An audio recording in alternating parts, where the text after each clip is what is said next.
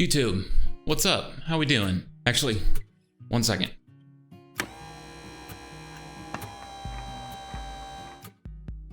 Hey everybody, so long story short, I'm gearing up to go on another short little photography trip here soon. And I thought, since I'm already stressing out about what gear and stuff to bring, I thought I would reflect back on my trip out west to Wyoming. If you haven't seen the vlogs yet, I'll link them up here.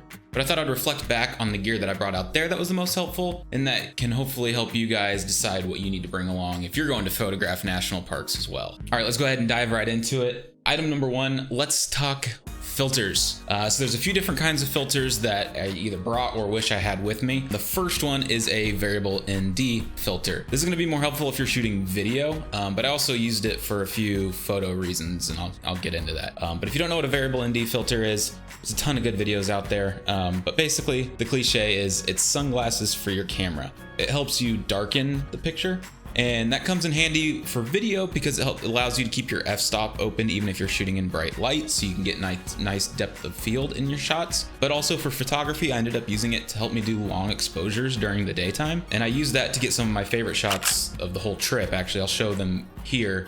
But it allowed me to get that flowy, nice, creamy, milky effect in the water. And I wouldn't be able to get shots like that without this filter on there to help make the image darker, leave the shutter open for a longer amount of time. And all around, it actually just helped me discover a new type of photography that I'd never gotten into. I'd never done running water shots like that. But when you're out there and you're in these national parks, you kind of find yourself exploring new parts of your craft that you didn't know you were interested in before. And that's just one of the many examples, and we'll touch on a few here in a minute. While we're on it, these Freewell filters are amazing, not sponsored or anything, just highly recommend them as far as the quality goes. I mean, look, I take photos and post them online. I love Peter McKinnon as much as the next guy, but we all know those filters are a little pricier. So if you're looking for something that's still high quality, but in a little lower price range than the Peter McKinnon filters, and the best thing about them, the fidget factor. They have this magnetic cover on them.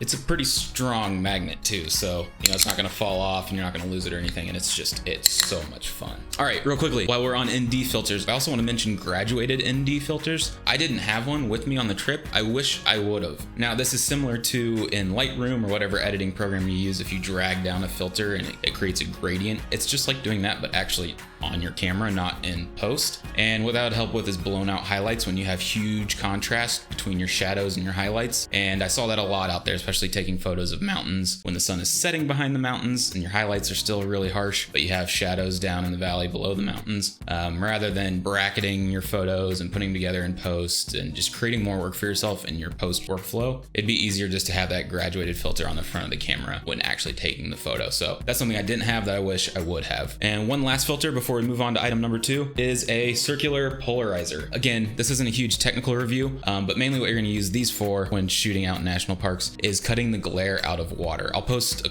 photo or two here that I use this on.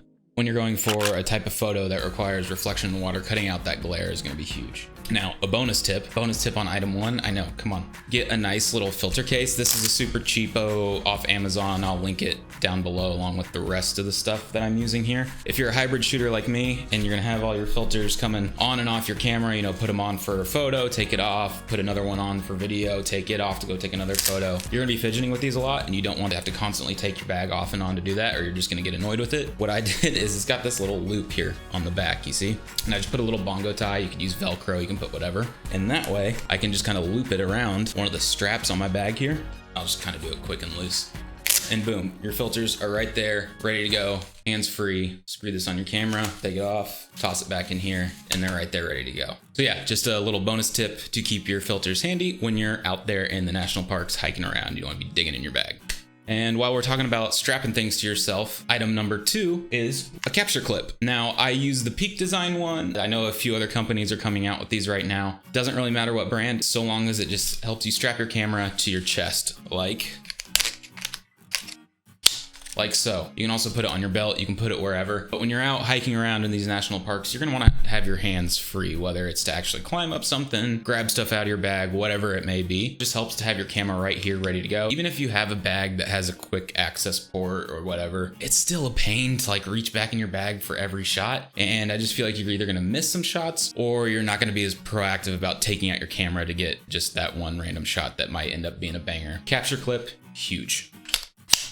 Item number 3 A tripod. You might be like, Luke, that's pretty obvious. We're photographers, carry a tripod. But if you're anything like me, when you're out in the field, you're probably more of a just run and gun shooter, right? It's a pain to carry a tripod. Everybody hates it, but it really is worthwhile when you're out in these national parks for a couple reasons. First being, it really helps your composition. When you're out in these viewpoints and these massive landscapes and everything, it really does help to go the extra mile with your composition, and just setting up a tripod and everything makes you more conscious of it. It also makes it look like you know what you're doing. As weird as that sounds, when you're out there, you'll see there'll be a ton of other photographers, a ton of other people doing this, and they'll have all their big, massive tripods and gear and stuff. And it just might make you feel a little more confident to at least look like you know what you're doing. And the last thing I'll say about lugging along a tripod with you on these hikes is it also helped me branch out and try new things in my photography, kind of like what we were talking about before, of getting those running water shots. I wouldn't have been able to do those without a tripod to set up a long exposure. So I'll end my spiel there. Everyone hates lugging around a tripod. It's worth it when you're in the national parks, trust me. Item number 4,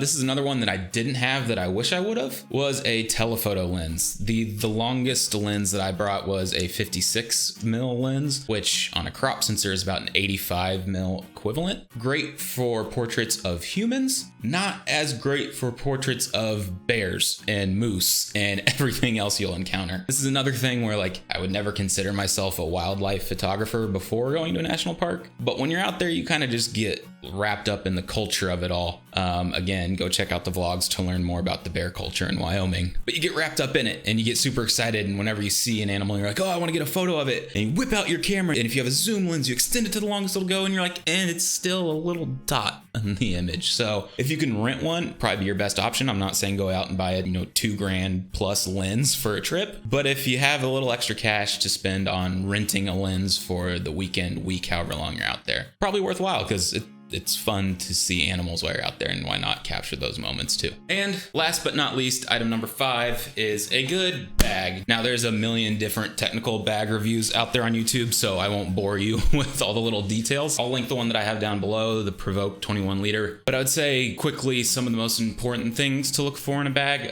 Number 1, look for some with waist straps. This bag, they're actually detachable. These are really great for comfort and taking the weight off of your back when you're out there hiking and walking around the national parks. Camera gear adds up, water bottles, everything you're going to bring for the day, all that weight adds up, and you're going to want it off of your shoulders, off of your lower back, and these waist straps help with that. So look for waist straps. Also, look for things to hook all the other gear that we talked about on your shoulder straps. This bag conveniently has straps, stuff all over to hook the capture clip on, the filters, all of that stuff. Make sure you're going to have places to incorporate all these other things that we talked about, so everything is nice and handy.